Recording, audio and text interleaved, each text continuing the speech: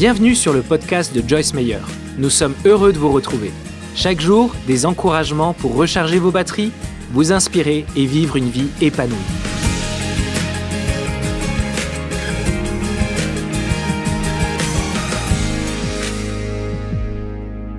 Comme vous voyez, j'enseigne ce week-end sur le fruit de l'esprit. J'aime dire que tous les fruits de l'esprit viennent de l'amour. C'est où ils commencent et ils sont maintenus en place par la maîtrise de soi. Vous comprendrez ça beaucoup plus après-demain matin. Bonté ou humilité ou bienveillance, ce mot seul décrit tout. Et c'est probablement la plus difficile des vertus chrétiennes à développer entièrement dans nos vies.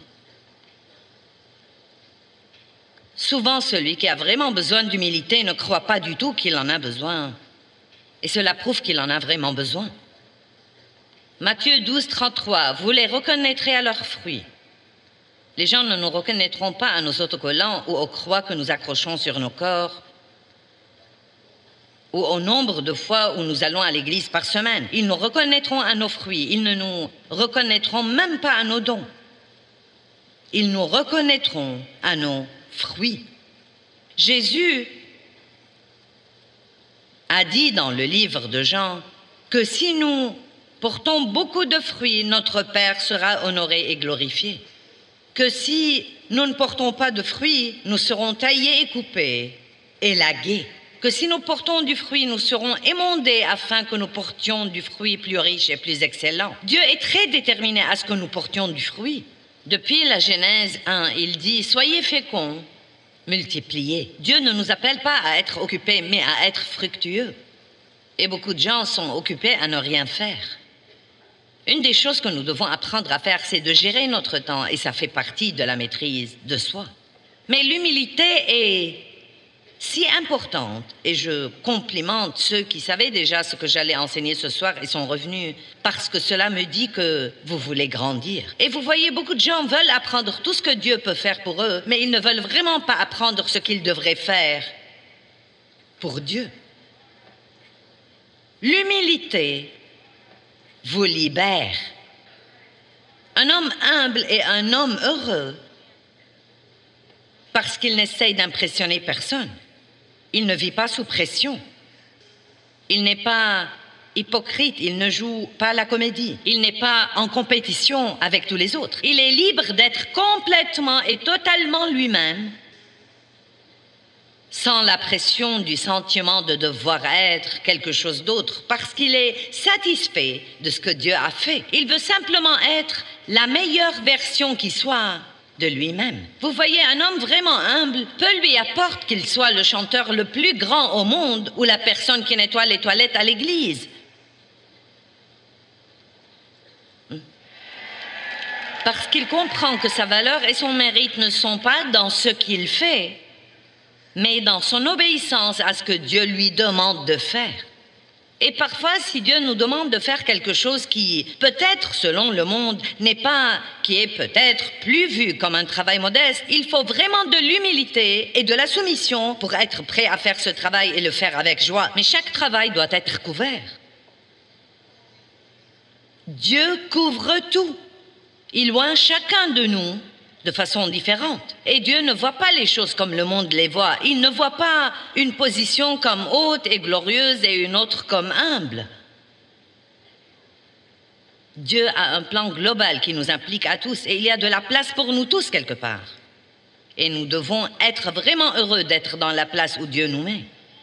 Les gens demandent souvent de Dave et comment il s'y prend avec cette position que j'ai, alors qu'il est assis dans toutes ces réunions et qu'il n'est pas celui qui est en haut devant les gens tout le temps. Et bien que Dave ait un rôle énorme dans le ministère, c'est plus dans les coulisses plutôt que d'être celui qui est la voix du ministère. Et je ne vais pas dire que Dave n'a pas eu de problème avec ça, mais il les a résolus en 3 semaines. Car voici ce que Dieu lui a mis dans le cœur. J'ai mis un don dans ta femme et je veux que tu soutiennes ce don. Et si tu fais ce que je te donne la grâce de faire, tu auras toujours la joie. Mais si tu essayes d'aller au-delà de ça et de faire quelque chose que je ne te donne pas la grâce de faire, tu n'auras pas la joie. Et je ne saurais vous dire combien de gens malheureux il y a dans le monde simplement parce qu'ils ne sont pas satisfaits d'être eux-mêmes. Eh bien, je ne suis qu'une mère au foyer. Je ne suis qu'une mère au foyer, ça n'existe vraiment pas. Être une mère est un appel d'en haut. Être une bonne maman est un appel d'en haut. Qui sait, peut-être que vous êtes en train d'élever l'évangéliste le plus grand que le monde verra jamais. Mais il se peut aussi que vous soyez en train d'élever quelqu'un qui aime paisiblement les gens. Eh bien, je ne suis que ceci, je ne suis que cela. Et comme personne, nous avons tendance à être impressionnés par ce que font les autres. Mais Dieu n'est pas impressionné par ce que nous faisons.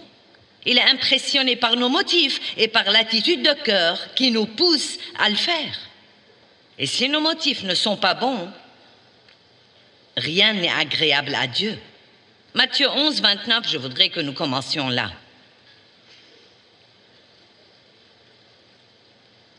Tout d'abord, le verset 28. Je veux commencer par le verset 28. Venez à moi, vous tous qui êtes fatigués et qui êtes chargés et accablés, et moi, je vous donnerai du repos. Du repos. Je vous donnerai du repos. Combien d'entre vous avez besoin de ce repos dans votre âme? Il ne parle pas de prendre un petit somme, il parle du repos. Du repos intérieur. Je détendrai et soulagerai et reposerai vos âmes, votre âme et votre pensée, votre volonté, vos émotions. Et nous avons besoin de repos dans notre pensée, dans notre volonté, dans nos émotions. Verset 29. Prenez mon joug sur vous et apprenez de moi, car je suis bienveillant, doux et humble, modeste de cœur, et vous trouverez le repos, soulagement et détente et récréation. Voyez ce que l'humilité vous donne. Relisons-le encore une fois. Il dit, vous trouverez le repos, soulagement et détente et récréation et calme béni de vos âmes. Croyez-moi, apprendre l'humilité en vaut la peine. Et ensuite, dans le verset 30, il dit, car mon joug est aisé, utile, bon. Je ne suis pas sévère ou dur ou oppressant. Croyez-moi, Jésus est vraiment facile à vivre. Mais je suis confortable, miséricordieux et agréable, et mon fardeau est léger. La qualité la plus étonnante par laquelle Jésus a marché dans sa vie, comme exemple pour nous, est cette belle qualité d'humilité, de modestie et de bonté. Nous avons une opinion complète erronée de la modestie et de l'humilité. L'humilité est un mot que nous ne comprenons pas. Nous croyons que l'humilité est la faiblesse, la lâcheté, laisser les gens nous marcher sur les pieds. Mais en réalité, le mot humilité est par définition la force maîtrisée. Jésus n'était pas obligé d'aller à la croix. Il a dit, ne savez-vous pas que je pourrais demander une légion d'anges qui me délivrerait? Mais il s'est humilié sous la main puissante de Dieu, parce qu'il savait que c'était ce que Dieu voulait qu'il fasse et que ce serait le mieux pour tous les autres. Il n'a pas utilisé son pouvoir pour éviter quelque chose, mais il s'est vraiment humilié pour endurer quelque chose qu'il croyait que Dieu voulait qu'il endure. C'est comme si quelqu'un m'a fait une méchanceté et que ça m'a exaspéré et que je savais que j'ai la capacité de me venger. Mais j'ai refusé de faire ça, car je savais que ce n'était pas ce que Dieu voulait que je fasse. L'humilité, c'est quand vous avez la capacité de faire quelque chose, mais vous ne le faites pas car vous croyez que ce n'est pas ce que Dieu veut que vous fassiez. Amen. Et c'est une personne puissante. Il faut une personne beaucoup plus puissante pour espérer en Dieu qu'il ne faut pour prendre des mesures charnelles dans votre passion. Dieu soit béni, tu ne vas pas me traiter comme ça. Oh, j'avais ce genre de passion en moi. Mais Dieu m'a donné un genre différent de passion. J'ai appris que quelqu'un avait médit de moi dans un certain restaurant. Certains de nos employés déjeunaient dans ce restaurant et cette personne qui a médit de moi était assise juste derrière eux. Elle ne savait pas qu'il travaillait pour moi et donc ces deux personnes, nanana, Joyce Meyer, nanana. Et donc il s'est avéré que cette personne était Eh bien, une d'entre elles était la femme de quelqu'un avec qui nous faisions beaucoup d'affaires et l'autre était quelqu'un qui nous livrait beaucoup de paquets par sa société et il gagnait beaucoup d'argent de ce service de livraison. Et donc, la première chose à laquelle j'ai pensé était « je vais vous montrer ». J'avais la capacité de diminuer leurs revenus.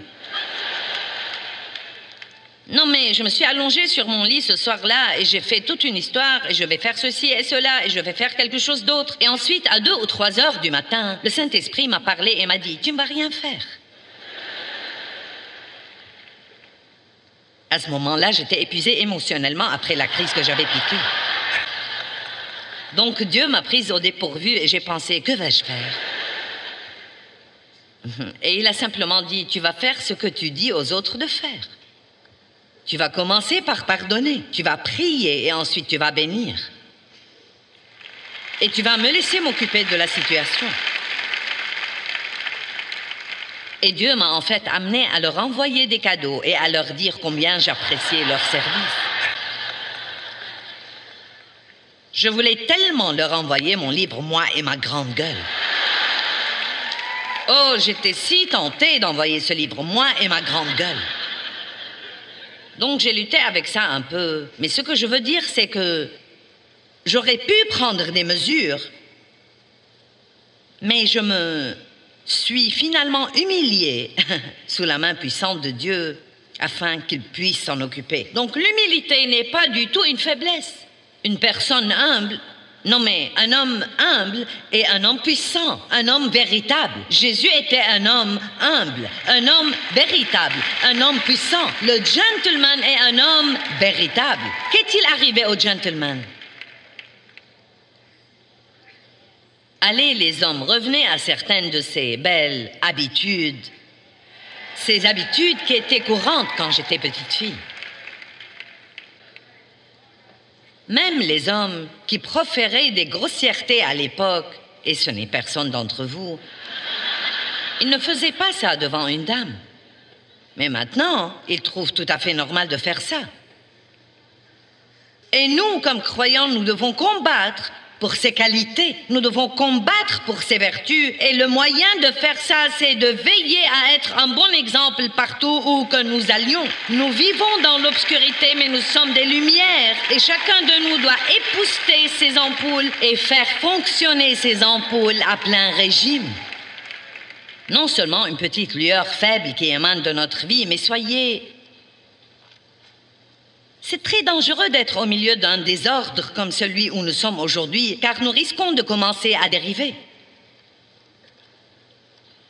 Et si nous ne donnons pas l'exemple à nos enfants à la maison, je ne sais pas ce qui va leur arriver. Il y avait une époque où même si les parents ne faisaient pas leur travail, il y avait des héros et des gens qui étaient des exemples pour eux. Mais nous ferions mieux de nous élever et de donner l'exemple à nos enfants. Et voilà les choses les plus belles que vous pouvez montrer à vos enfants. L'amour, et c'est plus qu'un mot. Ça me va très bien de faire marche arrière et d'enseigner sur l'amour ici, mais j'ai déjà fait ça dans cette série. Mais si l'amour n'est pas le thème principal de votre vie, vous définissez mal vos priorités.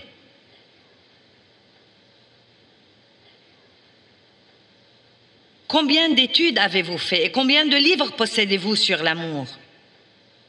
Combien méditez-vous sur l'amour? Combien de sourires mettez-vous sur les visages tous les jours? Combien de personnes aidez-vous?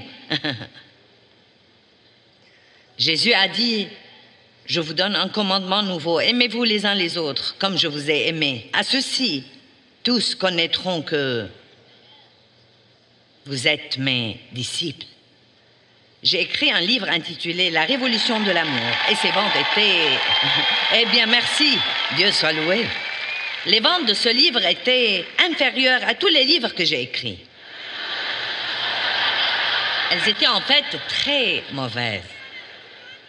Elle a dit, achetez-le, il est merveilleux. Vous savez pourquoi? Et le livre n'est pas mauvais du tout. C'est un bon livre. Mais les gens ne l'ont pas acheté parce qu'ils ne s'intéressent pas à ça. Ou pire encore, ils croient qu'ils savent déjà tout là-dessus parce que c'est un mot que nous lançons au hasard à l'église. Je t'aime de l'amour du Seigneur. Le Seigneur soit loué, sœur. Ça oui, je t'aime vraiment. Oh, foutaise, où êtes-vous quand j'ai besoin d'aide?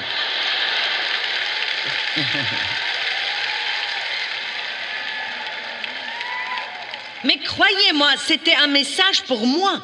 Ma première tentation était, eh bien, je ne vais plus écrire de livre sur l'amour. J'ai pensé, non, je vais écrire un autre. Et j'ai écrit un autre livre intitulé L'amour à haute voix. J'ai pensé, faisons-le plus fort. Je ne vais pas abandonner. C'est le message que nous devons écouter. Et tous ces fruits viennent de l'amour. Si vous avez l'amour, vous serez heureux. Vous serez joyeux. Vous serez paisible. Si vous marchez vraiment dans l'amour, vous serez patient. Dans 1 Corinthiens 13, l'amour est patient. L'amour est bienveillant. L'amour est bon. L'amour n'abandonne jamais. L'amour est fidèle. L'amour est humble. Il n'est pas enflé et hautain. Tout ça est dans l'amour. Ce devrait être le grand thème de notre vie comme chrétiens. Et non pas voir 20 principes sur la façon d'avoir ce que nous voulons en 30 jours. C'est intéressant combien les ventes dépendent du thème. Philippiens 2, 3. Jésus, notre grand exemple. Père, nous te sommes reconnaissants pour cette parole et nous croyons qu'elle va influer sur la vie des gens d'une façon très positive. Combien d'entre vous se rendent compte à quel point ce sujet est important?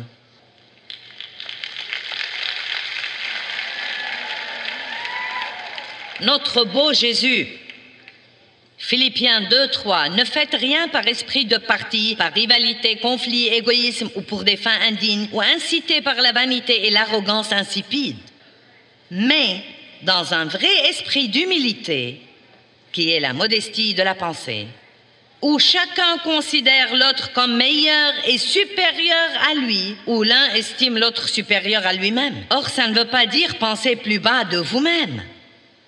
Ce n'est pas du tout ce que cela veut dire. Mais cela veut dire ne pas penser que vous êtes meilleur que les autres personnes. Vous dites, je ne pense pas que je suis meilleur que les autres. Eh bien, donc, êtes-vous vraiment prêt à écouter ce qu'ils ont à dire? Êtes-vous prêt à considérer qu'ils pourraient avoir raison et que vous pourriez avoir tort?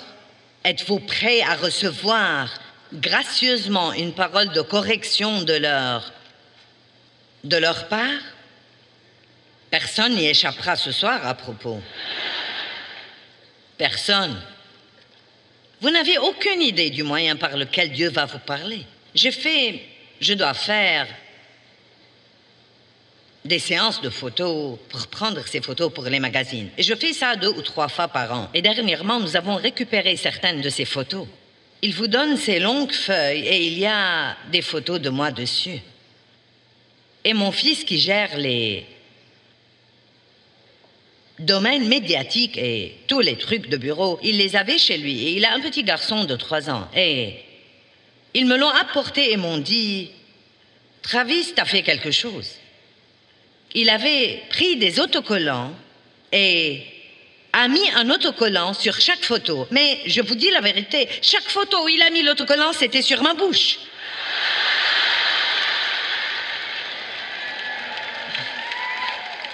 J'ai pensé, est-ce que Dieu essaye de me parler? J'ai trouvé que c'était très drôle. Donc vous devez faire attention, Dieu a dû parler à un prophète par un âne. Et une personne avec une attitude humble est prête à recevoir. Ne pensez pas que vous êtes meilleur que les autres personnes ou que ce que vous faites est plus important que ce que font les autres. N'ayez pas une opinion basse de vous-même, mais ne maltraitez jamais quelqu'un d'autre parce que vous pensez que vous êtes meilleur que lui. Et voilà des choses auxquelles nous devons penser un peu. Prenez celle-ci à la maison et pensez-y. Que chacun de vous respecte et regarde et considère non seulement ses propres intérêts, mais aussi les intérêts des autres. Qu'il y ait donc en vous cette attitude et ce but et cette pensée humble qui ont été aussi dans le Christ Jésus, qu'il soit votre exemple dans l'humilité, qui, bien qu'il soit essentiellement un avec Dieu et en forme de Dieu, possédant la plénitude des attributs qui rendent Dieu Dieu, il n'a pas pensé que cette égalité avec Dieu était quelque chose dont il devait s'emparer ou saisir, mais il s'est dépouillé lui-même de tous ses privilèges et sa dignité légitime en prenant une forme de serviteur et d'un esclave, en devenant semblable aux hommes et en naissant comme un être humain. Je n'ai aucun bon moyen pour établir une comparaison à part dire, et ce n'est pas le meilleur exemple, mais il vous aidera à comprendre. Jésus descendant ici-bas et devenant un homme, alors qu'il était Dieu, serait comme si nous voyions une petite fourmi rouge minuscule et que nous décidions que pour sauver la communauté des fourmis, nous n'allons plus être des humains, mais nous allons être une fourmi et ramper dans la saleté le reste de notre vie.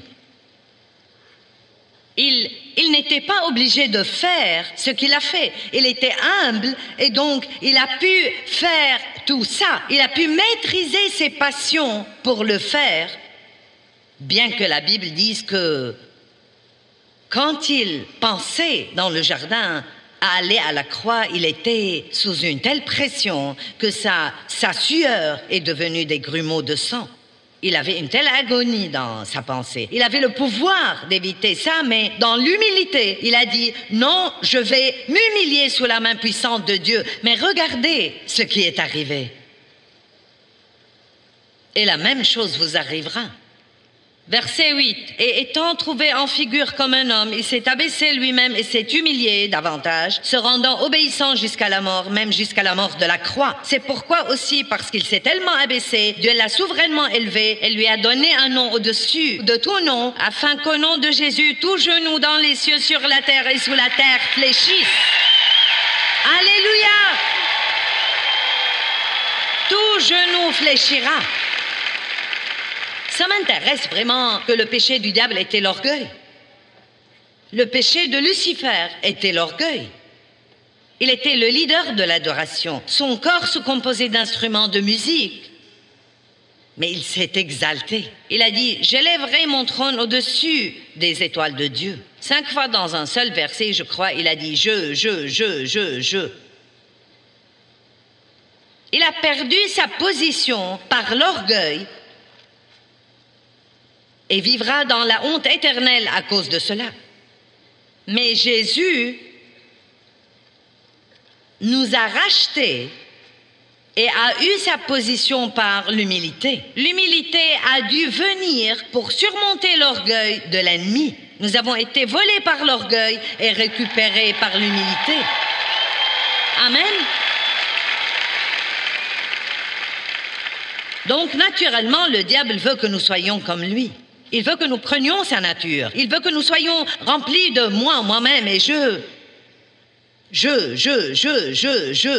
pense, je veux, je sais, moi, mon, moi-même et je. Jusqu'à avoir par-dessus la tête de vous-même, de parler de vous-même, de penser à vous-même, de prendre des dispositions pour vous-même. Certains en sont à peu près là aussi. C'est comme, j'en ai assez de penser à moi-même, de m'inquiéter pour moi-même, d'essayer de faire des plans pour moi-même, d'essayer de tout faire marcher pour moi-même.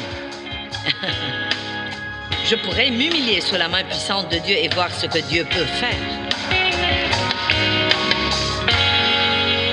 Vous savez, la force de Dieu travaillera par nos faiblesses si nous nous humilions et que nous lui disons que nous avons besoin de son travail. Nous ne devons pas trop regarder nos faiblesses parce que nous les avons tous. Ce que nous devons faire, c'est de nous tourner vers Christ et de lui demander de nous fortifier. 2 Corinthiens chapitre 12, verset 9 dit « Ma grâce te suffit » et c'est absolument vrai. Tout ce que vous ne pouvez pas faire, Dieu le fera par vous. Faites ce que vous pouvez faire et il fera ce que vous ne pouvez pas faire. Je crois que l'humilité est un des fruits de l'esprit que nous avons désespérément besoin d'étudier. Vous savez pourquoi? Parce que l'orgueil est l'opposé. Tout le problème est là. cela. L'humilité est la solution et l'orgueil est vraiment la racine de tous les péchés. C'est la racine de tous nos problèmes relationnels. C'est la racine de beaucoup de nos problèmes.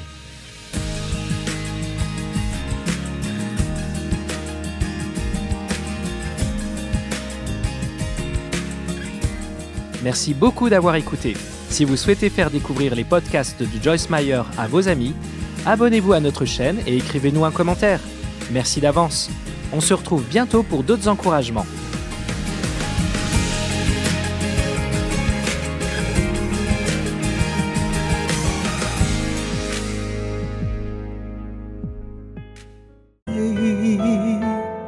Có anh không, người bao đắm say ta có bên người còn đâu, làn tuyết trắng mùa đông khóc nhau, nhìn từng con phố ngày xưa vắng lặng, nhìn làn tuyết trắng buồn sẽ có hoài. Ngày xưa ấy một lần lầm lỡ, thế nhưng lại đau vì ta mất nhau. Người không thứ tha đời ta ngỡ ngàng, để cho thương nhớ về trong lỡ làng. Ngày ta xa một ngày mùa đông, tuyết rơi lạnh cóng, xót xa hoài mong. Bóng tuyết rơi một đời tạ tới, đóng băng